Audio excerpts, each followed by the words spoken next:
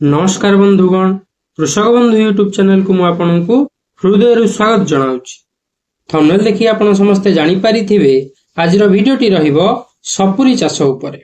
सपुरी चाष बहुत भल लाभकारी ओ अल्प रिस्क थिबा चाष। भारत सपुरी चाष रे 5 नंबर समग्र पृथ्वी रे ओ भारत रे जेतिकी सपुरी चाष हुए नॉर्थ ईस्ट रो 7टी राज्य रे तार 50% हुए।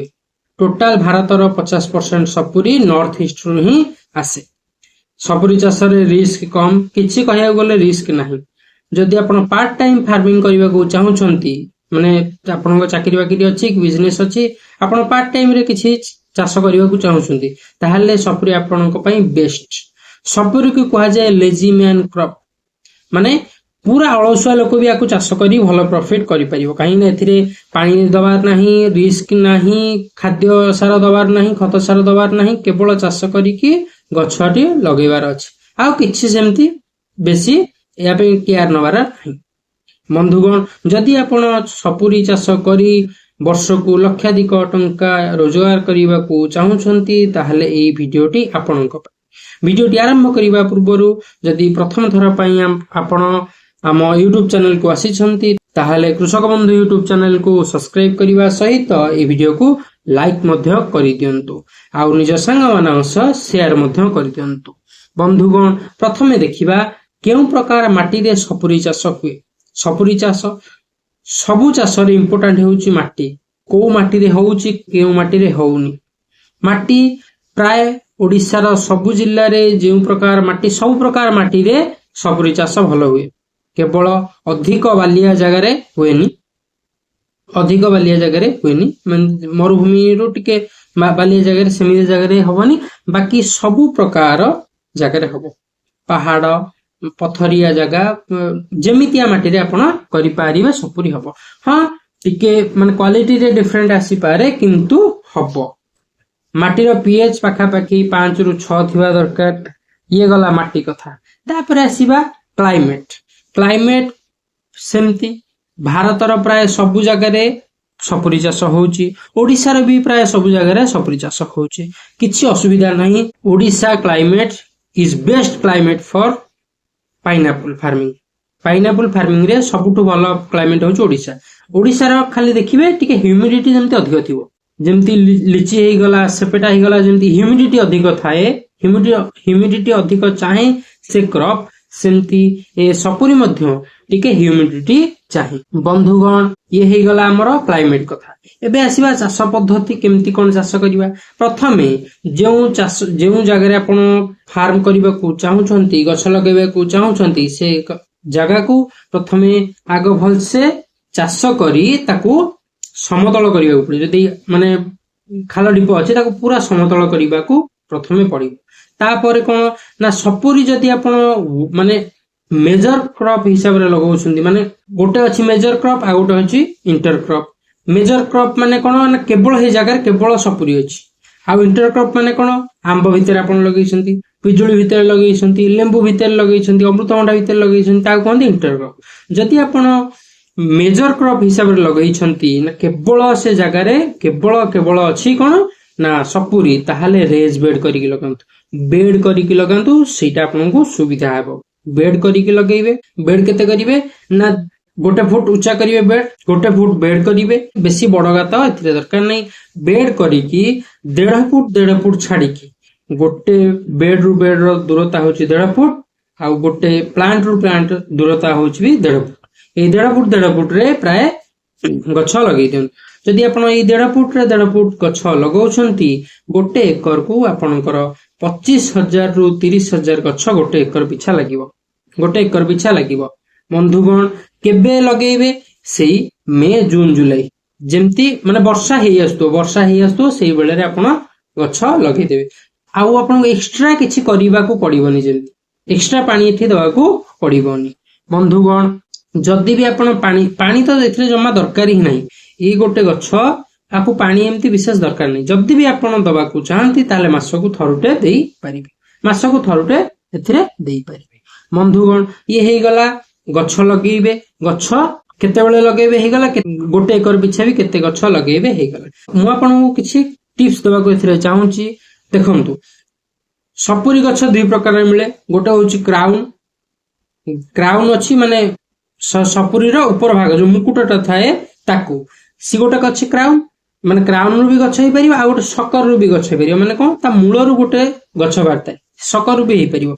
मु आपनकु टिप्स देबी क्राउन के बे गछ लगांतु नाही, तार जो मुंडटा आपण काटी लगे देन सेटा लगांतु नाही, कारण सेटा लेट को फ्लावरिंग हबो, लेट फ्लावरिंग हबो माने लेट फ्रूट आसीबो। जदि सकर आपण लगाउछुंती सेटा शीघ्र आसे, जदि मूल लगाउछुंती माने से क्राउन टा लगाउछुंती ता मुंड जो सपुर रो ऊपर भाग रे जोटा अछि जदि सीटा लगाउछुंती प्राय 2 वर्ष लागि जीव फल आसीबो, किंतु जदि सकर रो आपण लगाउछुंती प्राय 1.5 वर्ष रे आपनकर फल आसी जाय। बंधुगण ये तो सरी गला केमती लगेबे। एबे प्रश्न आसुची कोन लगेबे, को ब्रीड रो गछ आपण लगेबे। बंधुगण ओडिसा पई दीटा ब्रीड बहुत भलो, आ गोटे हाइब्रिड भी कहबी, माने हाइब्रिड रो भी गोटे ब्रीड टे कहबी। प्रथमे आगर एई दीटा ब्रीड बुझी जानतु। प्रथम ब्रीड होची देशी ऊपर गले क्वीन ब्रीड।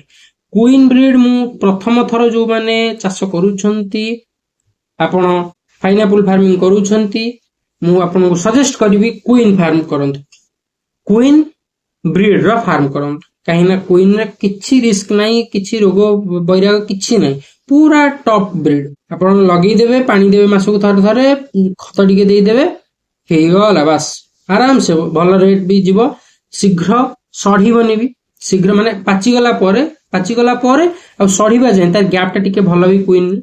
आ गोटे अछि मॉरिशियस, मॉरिशियस भी भल ब्रीड। क्वीन आ मॉरिशियस ए दीटा ऊपर मु आपनको कहिबी।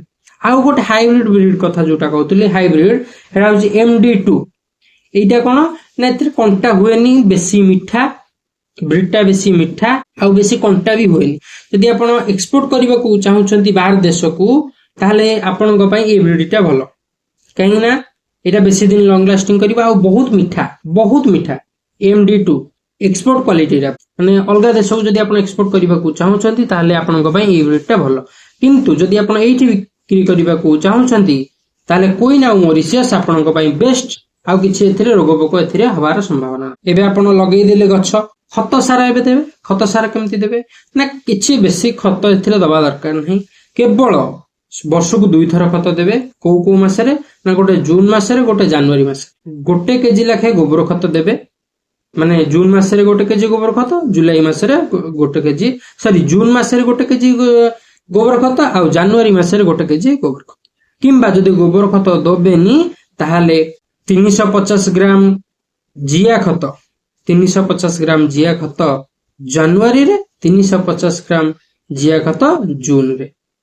बंधुगण एति जिंस आउ किछि आपनको दबार नाही, आउ आपनको किछि दबार। वर्ष को 2 थर सारा पिडिया देबे, मास को थरे लेखे पानी देले देबे, नहल नाही। माने वर्षा दिने तो देबेनी, खरा दिने मास को थरे लेखे देबे। मु कहूची खरा दिने आउ कोन ना, रोग पोक एथिरे विशेष किछि आसेनी, खाली जो 2-3टा कीट पतंग खाली। ता पे आपण कोन करिवे ना, लिंबो तेल स्प्रे कर देबे, ता भी आपनको शॉर्ट हे जो, किछि असुविधा ना।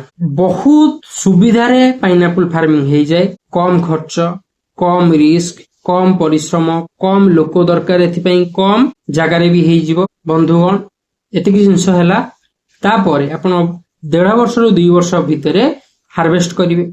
हार्वेस्ट केते करिवे ना, 25,000 माने गोटे जेतेला आपण हार्वेस्ट करिवे, जेतेला अमल करिवे, गोटे सपुरी रो ओजन प्राय 1 केजी रु 1.5 केजी हे थाए।